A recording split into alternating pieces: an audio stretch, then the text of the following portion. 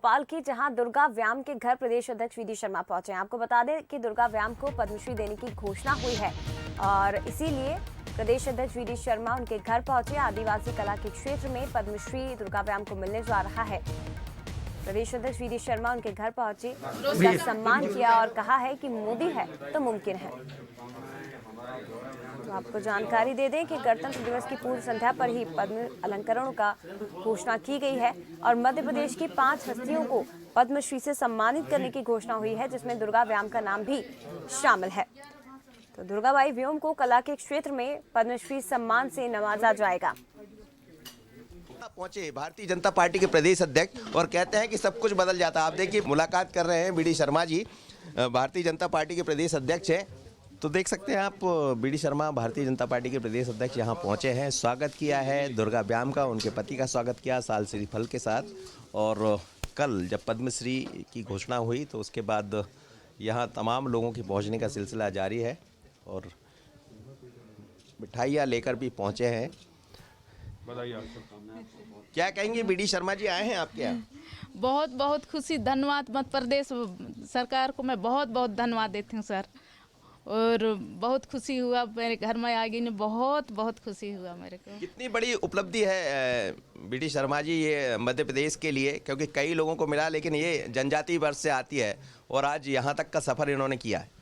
देखिए, इस देश के अंदर जो एक कहा जाता है कि मोदी है तो मुमकिन है, इस प्रकार के हमारे लोग जो पर्दे के पीछे हैं लेकिन देश के लिए, समाज के लिए अपनी महत्वपूर्ण भूमिका निभाने वाले लोग, ऐसे लोगों को ढूंढ करके निकालना और पद्मश्री और इस प्रकार के अवार्ड से सम्मानित करना, ये माननीय प्रधानमंत्री मोदी जी का ही कारण है कि इस प्रकार के लोगों को अवसर देना, उनका सम्मान करना।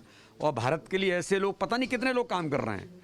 तो ये बहुत बड़ा उपलब्धि मध्य प्रदेश को मिली है और इसके कारण से पूरे मध्य प्रदेश का नाम रोशन हुआ। मैं इसलिए बहुत बहुत शुभकामना देता हूँ, बधाई देता हूँ। पूरे घर में खुशी का माहौल है और निश्चित रूप से जब एक छोटा परिवार डिंडोरी जैसी जगह से निकले और यहाँ पहुँच जाए तो फिर यही होता। आशीष खरे के साथ मनोज सैनी, बंसल, भोपाल। तो डिंडोरी के आदिवासी कलाकार दुर्गा व्याम को पद्मश्री पुरस्कार दिया जाएगा। उनकी जीवंत मिट्टी की कलाकृतियों के लिए उन्हें पद्म पुरस्कार के लिए चुना गया है। एक छोटे से आदिवासी परिवार की दुर्गा ने कैसे छुआ ये मुकाम, उनसे खास बातचीत की हमारे विशेष संवाददाता मनोज सैनी ने। भारत सरकार ने देश के ऐसे कलाकार, ऐसे हुनर वाले लोग जिन्होंने देश का नाम रोशन किया है, पद्म विभूषण, पद्मश्री से नवाजा है। उन्हीं में से एक है मध्य प्रदेश की दुर्गा व्याम, जो डिंडोरी की रहने वाली है, जनजाति वर्ग से आती है, लेकिन कला और आर्ट के क्षेत्र में आपको पद्मश्री मिलने जा रहा है। बड़ी बात यह है कि छोटे से गांव से निकलकर आज पूरे देश के भीतर अपना नाम रोशन किया है। तो चलिए मैं मिलवाता हूँ आपको दुर्गा व्याम से। मेरे साथ इस वक्त, बहुत स्वागत है आपका। हाँ सर, मैं बहुत बहुत धन्यवाद करती हूँ भारत सरकार को।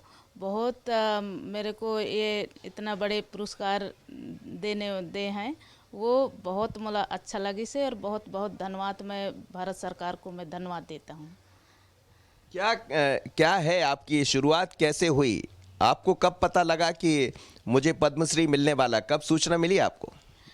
मला कुछ पता नहीं रहा है सर, वो अचानक मतलब कल मंडला से फ़ोन आया कलेक्टर से कि पहली मैं फ़ोन करती हूँ आपको सम्मानित करे जाए बुधवार के दिन, मतलब पेपर में दिखी ऐसे कहा। तो वो उन्हीं ने बताया, तो मेरे को विश्वास नहीं हो रहे थे ये अचानक कैसे वो हुआ। ऐसे करके बहुत खुशी हुआ सर। आपको पता है आपको क्या मिलने जा रहा है? अब बताते हैं सर, वो पद्मश्री मिली ऐसे करके बताते हैं। आप डिंडोरी से कब यहाँ आ गई और कैसे आपकी शुरुआत हुई, मुझे बताइएगा। और क्या, कौन सी कला, कौन सी पेंटिंग आप बनाती है?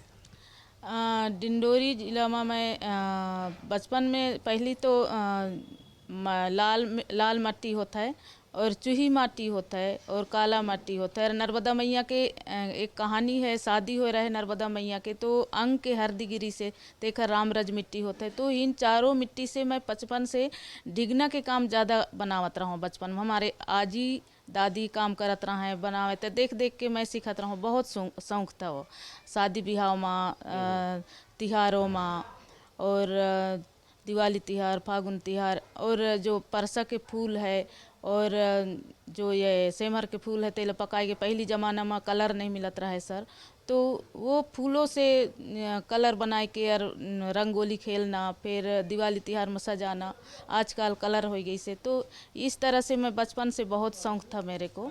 तो ये काम करते करते ओखर बाद जो रहे तो मेरे शादी हो गया ससुराल सनपुरी गांव में। तो ससुराल फिर शादी होने के बाद बाल बच्चा हो गया, उसके बाद फिर हम दोनों पति पत्नी, मेरे पति खम्हार के लकड़ी की मूर्ति बनावत रहा है, तो वो मूर्ति लोकरन में जनजाति संग्रहालय वाले मतलब लोकरन में ओखर बलाव हो रहा है 26 जनवरी में।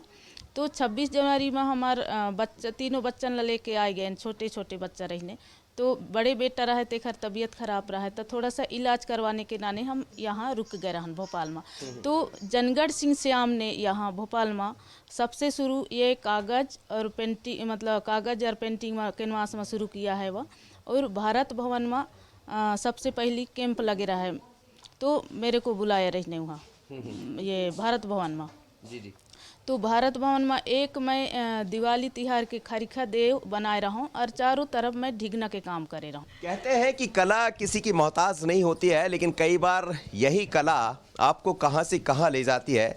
दुर्गा व्याम उसका एक उदाहरण है, जिन्होंने डिंडोरी से अपनी यात्रा की शुरुआत की। 1996 में कुछ ऐसी स्थितियां बनी कि भोपाल आ गई और फिर समय बदलते देर नहीं लगा। आज कई तरह की किताबें, आप ये देखिए मेरे हाथ में ये किताब है, ये किताब छपने जा रही है और ये किताब 10 देशों में छपने वाली है। लेकिन उसके साथ ही आज सब कुछ बदला सा नज़र आता है। और दुर्गा व्याम कहती है कि प्रधानमंत्री का मैं आभार मानती हूँ, भारत सरकार का आभार मानती हूँ। मैंने भी ये नहीं सोचा था कि इस मुकाम तक पहुँच जाएंगे, लेकिन कला को कौन रोक सकता। आशीष खरे के साथ मनोज सैनी, बंसल, भोपाल।